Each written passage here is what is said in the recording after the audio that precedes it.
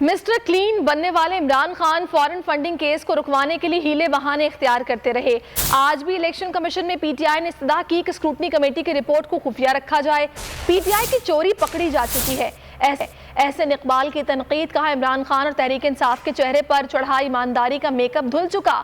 عمران خان غیر ملکی تحائف کی تفصیلات بتائیں، سچے ہیں تو اسلام آباد ہائی کورٹ میں کیوں بار بار تاریخیں لیتے ہیں؟ پی ٹی آئی اور عمران نیازی صاحب جو پورے پاکستان میں مسٹر کلین بنتے ہیں، شفافیت کے چیمپئن بنتے ہیں، وہ فورن فنڈنگ کیس کی سماعت کو رکوانے کے لیے مختلف ہیلے بہانے تلاش کرتے رہے ہیں۔ پی ٹی آئی کی یہ استدعا کہ اسکروٹنی کمیٹی کی رپورٹ خفیہ رکھی جائے، اس بات کا ثبوت ہے کہ پی ٹی آئی کی چوری پکڑی جا چکی ہے۔ ایمانداری کا میک اپ عمران نیازی نے اور پی ٹی آئی نے اپنے چہرے پہ سجایا ہوا ہے۔ فورن فنڈنگ کیس نے اس میک اپ کو دھو کے رکھ دیا ہے۔ اگر آپ واقعی مسٹر کلین ہیں تو آپ قوم کو غیر ملکی تحائف کی تفصیلات سے آگاہ کریں۔ آپ بتائیں کون سے تحفے ہیں جو دوست ملکوں سے لے کر آپ نے بیچے ہیں اور پیسہ کمایا ہے۔ اگر آپ واقعی صاف اور ستھرے ہیں تو اسلام آباد ہائی کورٹ میں بار بار تاریخیں کیوں لیتے ہیں؟ عمران خان